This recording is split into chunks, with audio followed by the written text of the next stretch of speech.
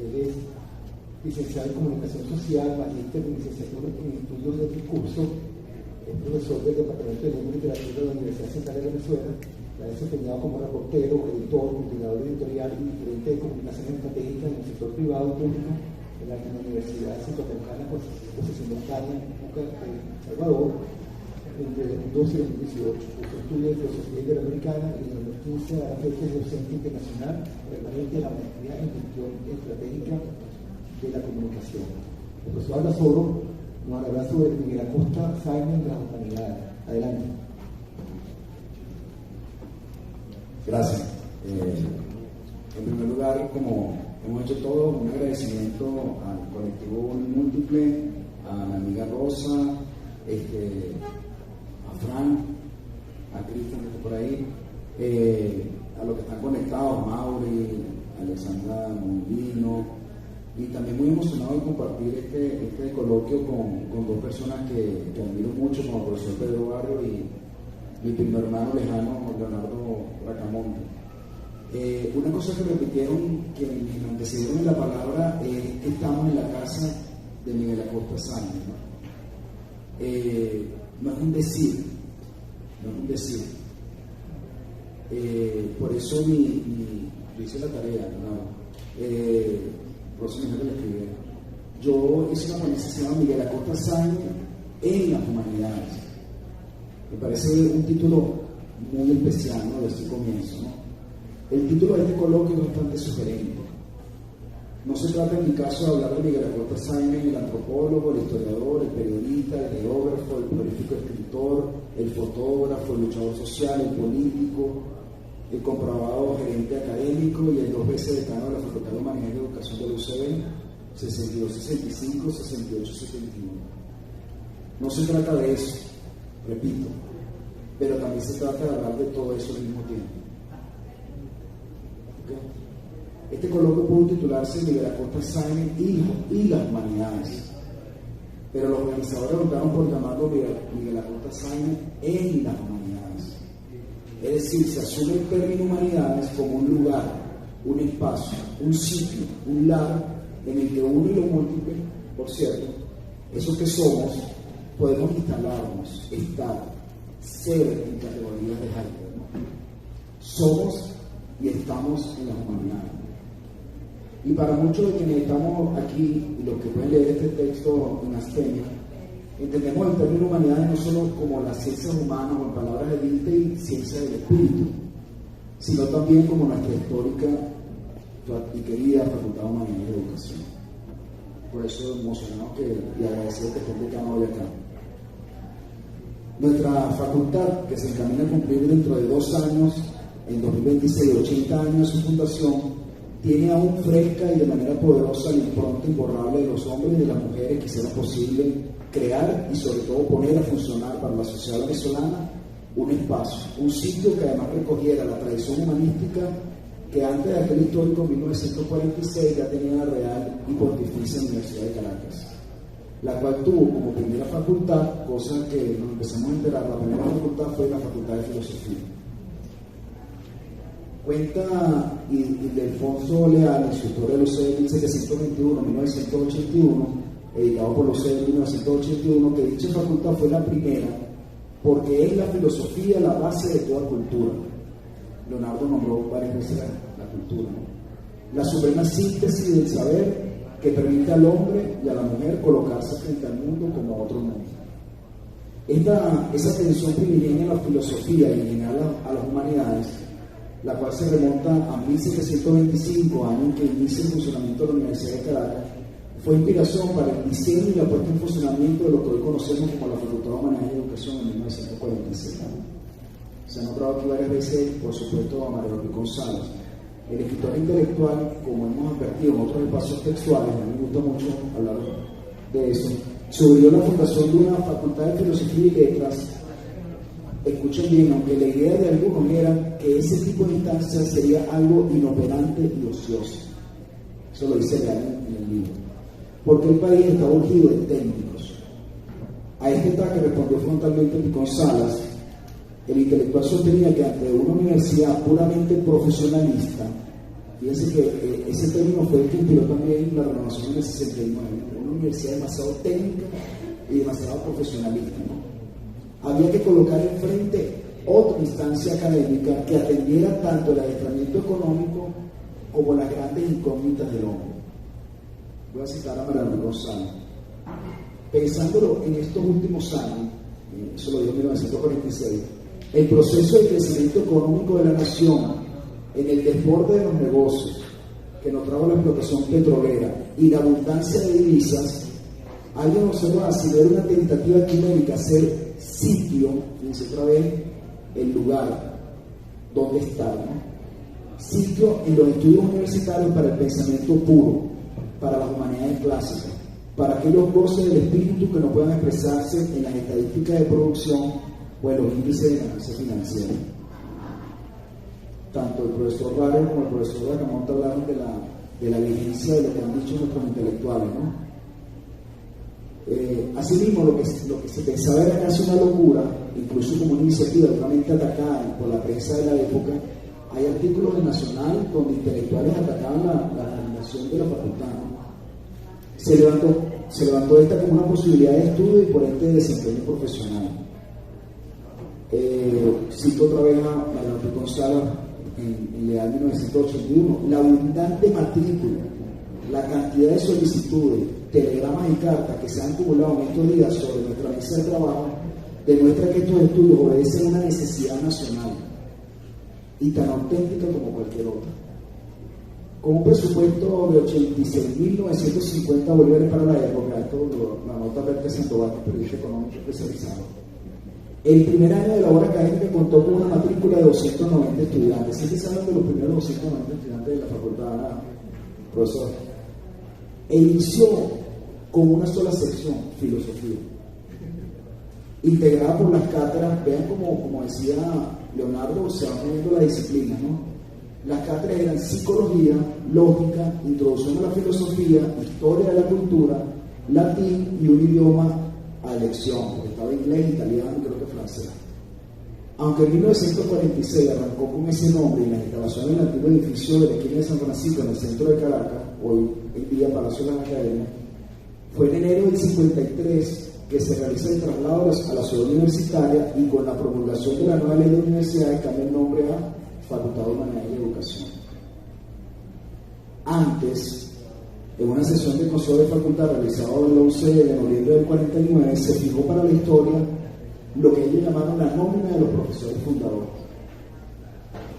Entre los que destacan, entre otros, por supuesto, Mario Picón Sala, Mario Bricería Borges, Juan David García Vaca, Augusto Mijares, Aristides Calvani, Ángel Rosenblatt, Federica Ritter, que hay que averiguar más sobre esa estudiosa de la literatura tan importante, y Miguel Acosta Saña, que no homenajeamos. En ese entonces, como periodista, empezamos con el chambre y porque son datos importantes. Miguel Acosta Saña no había cumplido 40 años, tenía 38 años. Se trataba de un hombre muy joven para tamaña responsabilidad. Bueno, en realidad muchos eran muy jóvenes, ¿no? Porque Mariano González, que nosotros vemos esa foto con su traje y su lente de pasta tan icónica, acaba de cumplir 45 años. O sea, Nayib era mayor que Mariano González. Y Rosenblatt también tenía 45 años. Y Aristides Calvani, que está en la lista como uno de los profesores fundadores de esta facultad, acaba de cumplir 28 años. En otras palabras, se trataba de un grupo de jóvenes entre los que destacaba Cortazaña, no solo por su juventud, sino también lo que se ha dicho hoy acá, por su dilatada carrera académica y política, ¿no? Desde muy temprano comenzó su periplo político y académico. En 1928, graduado de bachiller, un año antes, ¿verdad?, ingresa a la Escuela de Medicina de la UCB, otra cosa que a veces se pasa por alto, ¿no? Pero es apresado por su frontal oposición, como dijo Leonardo, al régimen gomecista. Y él y otros compañeros fueron confinados a la Rotunda hasta finales del 29. ¿Okay? En 1930, el año 1930 es muy importante porque comienza su carrera como profesor de secundaria y de universidad, pero además se inicia como periodista, ya que empieza a firmar colaboraciones en los diarios del Heraldo, La Voz del Estudiante, Última Noticia, El Nacional, entre otras publicaciones periódicas. Eso es antes de viajar a México. O sea, Acosta Sáenz, muy joven, ya escribía para la prensa. En el 37 es expulsado del país junto a otro compañero del Partido Republicano Progresista, del cual además de miembro activo era fundador. Parte entonces a México y allí arranca con un muy activo ejercicio intelectual. Escribió para la prensa mexicana, inició estudios de economía que luego cambiaría a antropología e historia. Yo lo que estoy resaltando acá, lo digo más adelante, pero les adelanto es lo que dijo Leonardo, esa integralidad, esa cooperación, esa fusión que le he dicho siempre al profesor Barro, es el deber ser de todo profesor de esta Facultad de Humanidades y Educación. Ir en contra de la especialización. En México, antes de cumplir 30 años, publica textos importantes como el que dijo el profesor Bracamonte, Latifundio, el problema agrario en Venezuela, en el 38, Petróleo en México y Venezuela en el 41, Los Caribes de la costa venezolana en el 46, y se recibió como etnólogo y maestro en ciencias antropológicas con la tesis de comercio de los aztecas en 1945. Aquí digo lo que les adelanté. Lo que quiero destacar aquí es que el cronista, escritor y antropólogo venezolano Mario Sanojo Vidente llama la proyección académica transdisciplinaria universitaria de la Acosta Sáenz, ¿no? Repito, la proyección académica transdisciplinaria. Un poco lo que está explicando el profesor Bracamonte, ¿no? Siempre Acosta Sáenz tenía una visión integral de la disciplina de las ciencias humanas que materializó después en el diseño de esta facultad. ¿Okay? Al detallar la colaboración directa y por tanto la incidencia definitoria que tuvo Acosta Sáenz, no solo en la fundación de la Facultad de Humanidades y Educación, sino también en la creación y puesta en funcionamiento de muchas de las instituciones que en conjunto conformaron el diseño del decanato como hoy lo conocemos. Por eso digo que cuando los tres profesores que me antecedieron hablaron de que estamos en su casa, estamos en su casa. En otras palabras, ese espacio que llamé al principio las humanidades, como el lugar natural de la actividad intelectual de Acosta Sáenz, fue precisamente esbozado, trazado y finalmente levantado por él, y hoy en día hemos de considerar como una de las razones más poderosas de por qué hoy lo honramos aquí en la biblioteca que lleva su nombre. En 1947 no solo funda el Departamento de Antropología de la Facultad, sino que también en ese año, junto a Augusto Mijares y César Tinoco Richter, funda la Escuela de Historia. Un año antes, en el 1946, fue el director fundador de la Escuela de Periodismo de la Facultad, cargo que ocupó hasta 1949, pero eso hablaremos más adelante. Por eso estoy aquí. Dicen, es un periodista aquí, diría Pedro Casadina. A su salida de la Escuela de Periodismo en el 49 se ocupa de la dirección del también recién creado Instituto de Antropología y Geografía y funda la Revista Nacional de Folclore. Yo puse este dato porque, fíjense, otra vez la integralidad que hablaba Leonardo, ¿no? Folclore, antropología, geografía, antes de historia, periodismo, geografía. Yo le decía una vez al profesor Pedro Barro, ¿sabe que el primer director de la Escuela de Comunicación no era periodista, era geógrafo? Sí, pero claro, como después él se licenció como geógrafo también, como dijo el profesor Pedro. Su actividad académica se expandió a otras facultades, es decir, llevó los estudios humanísticos a otras áreas del saber universitario. Por ejemplo, fíjense estos datos, lo van a ver tratado en otro de los coloquios de estos homenajes. En el 52 asume las cátedras de Etnología de América y Organización Social de la Escuela de Sociología y Antropología, en la Escuela Hermana, la Facultad Hermana de Economía y Ciencias Sociales. Asimismo, introduce los estudios de antropología aplicada a la medicina. En ese contexto, en la Facultad de Medicina y en el programa de Salud Pública, se desempeñó como profesor de psiquiatría. Cuenta Sanoja Obediente. El objetivo de dichos cursos era sensibilizar a los aspirantes a médicos en los problemas culturales de la salud de la Venezuela en la cual ejercerían su actividad profesional. O sea, ahí está lo que dijo también el profesor Bracamonte, ¿no? Los problemas culturales de la salud venezolana. O sea, era una noción de cultura amplia, una noción de cultura del antropólogo o del antropólogo. A los libros ya mencionados hoy acá se suma una vasta obra de investigación antropológica, histórica, autobiográfica y poética, ¿no? Algo que da cuenta también de lo de lo que destacamos hoy de Cortázar como humanista, el carácter orgánico e integral de toda su actividad intelectual. Podía, y de hecho lo hacía, escribir sobre diversos temas y lograr una conexión, como dijo Leonardo, tal vez producto de una visión holística de los tópicos tratados en su amplia bibliografía, entre los que destacan temas de pedagogía, o sea, la reflexión de Miguel Acosta Sáenz sobre la necesaria pedagogía que tenía que asumir no solo los estudios universitarios, sino los estudios también de secundaria, estudios de folclore venezolano en el 62, el tema de pedagogía del 51, y es una recopilación de sus artículos en el Nacional. Vida de esclavos negros en Venezuela en el 67, que un profesor que medio que vino, historiador de la Escuela de Educación, Arnaldo Linares, me decía que antes de que uno se dijera que había visto otro rostro invisibilizado de la modernidad, lo había hecho ya Cortázar con su vida del esclavo en Venezuela.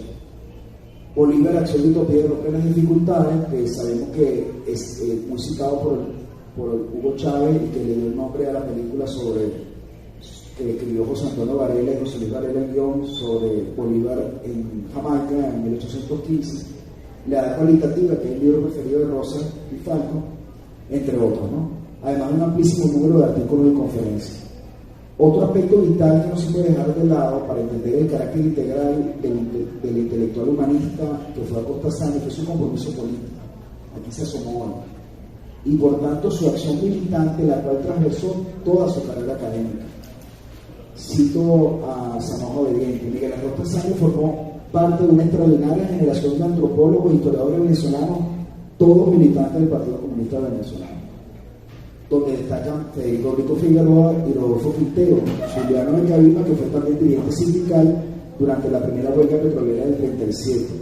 Los tres destacados antropólogos que compartieron el exilio y fueron compañeros de estudio en la Escuela Nacional de Antropología de México siempre mantuvieron una relación personal y académica muy fructífera y fraternal en la Universidad Central de Venezuela. Lo que dijo el profesor Pedro Barrio,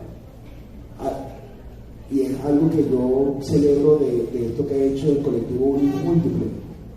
Falta mucho por estudiar y por hacer un mapa académico, no solamente de su obra, sino de su acción como gerente académico, ¿no? Me parece muy importante, ¿no? De hecho, como también asomó el profesor Barro, fue electo senador de la República ante el entonces Congreso Nacional para el periodo 64-69, instancia donde logró la creación del Consejo Nacional de la Cultura CONAC, junto al también senador Miguel Otero Silva, génesis de lo que hoy conocemos como el Ministerio de Cultura. A lo que vinimos, pues aquí como un intertítulo. Algunos de aquí presentes, si tuviera Pedro Calcedo lo diría, se preguntará qué hace un profesor de redacción argumentativa y de narrativa de la Escuela de Comunicación Social hablando de Miguel Acosta Sáenz, ¿no? Además de ser el tipo de intelectual venezolano que me inspira, por allá de definir integralidad de su actividad intelectual, con una enorme capacidad de relacionar diversos temas de interés humano y de ser un auténtico gestor transdisciplinario de la academia universitaria, al diseñar y poner en marcha instituciones que no se mantienen en la requerida Facultad de Humanidad y Educación, hay otro motivo que ya suena más arriba. Ahora el cuento. Cuando mi amiga Rosa y Falco me contactó porque estaba organizando una serie de eventos junto al colectivo Uno Múltiple para conmemorar los 115 años del natalicio de Acosta Sáenz, me contenté mucho y le pregunté si sabía que él había sido en el 46 el primer director de la Escuela de Comunicación Social, entonces Escuela de Periodismo. Rosa no se sorprendió demasiado, pues con ello se demuestra precisamente la multiplicidad infinita de la competencia intelectual de quien recordamos hoy. Ya dijimos también anteriormente que la obra escrita de Miguel Acosta Sáenz cuenta con décadas de trabajo periodístico, tanto de la prensa nacional como en el extranjero. Por tal motivo, Mariano Picón Sala le comentó a Acosta Sáenz la labor de iniciar la Escuela de Periodismo. No pensó en un periodista de oficio, que ya vive en Venezuela. Ahorita creo que hablo de él, de Chepino Gervasio. Fue su coordinador académico. Primer coordinador académico de la Escuela de Comunicación Social.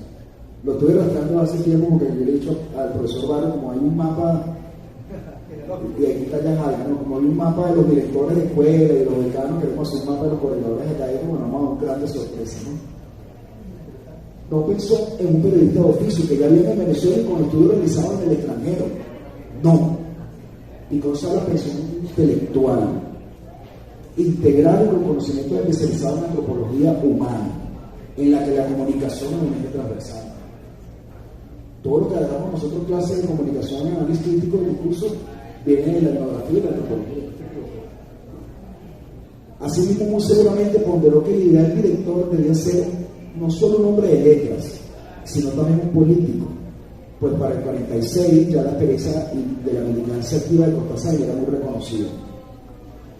De hecho, la profesora Gloria Cuenca, en su libro de enseñanza de la comunicación y el periodismo en Venezuela, editado por UCB en 98, dice que el primer gran problema que confrontó Cortázar como directora de escuela fue el orden político.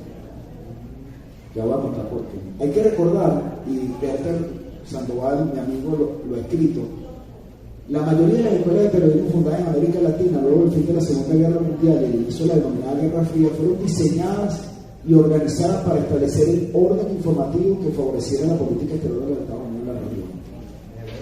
Por tal motivo, asesores de la Universidad de Columbia, Berter ha escrito mucho sobre eso, se instalaron en casi todas las nacientes escuelas de periodismo para exponer la estructura y el funcionamiento del modelo norteamericano.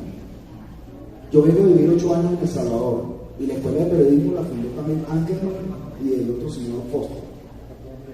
Y era una sucursal de la Universidad de Columbia.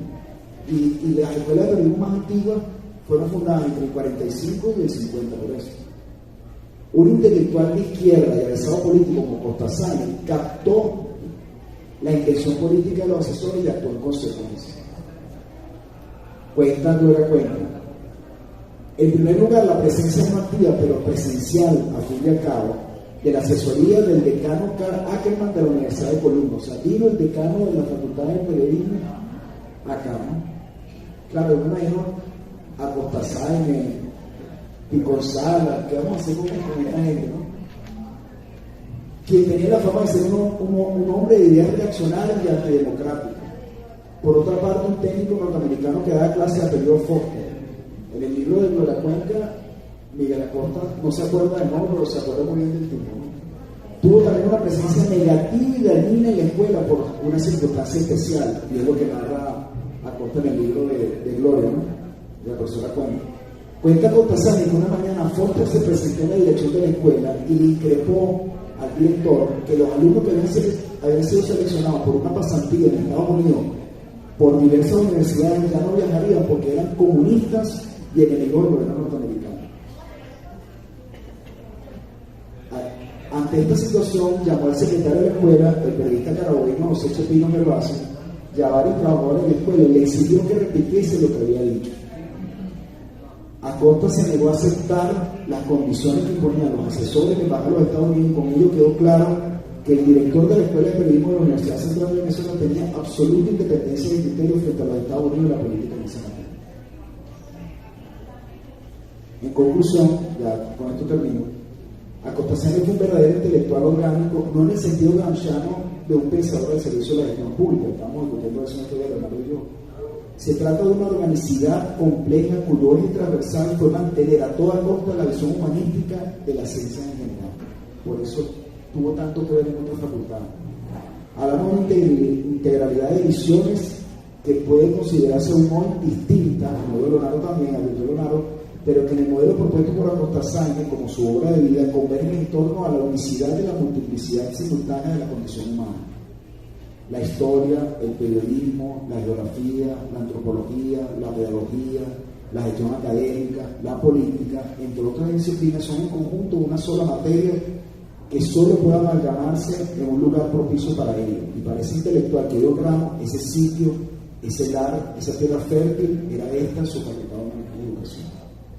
Honremos al profesor Acosta tomándolo como modelo y considerando todavía hoy la Facultad de Humanidades y Educación como ese sitio de encuentro y de fusión de todas las profesiones humanísticas y de las y los intelectuales humanistas que necesita como urgencia, como nunca hoy, nuestro país.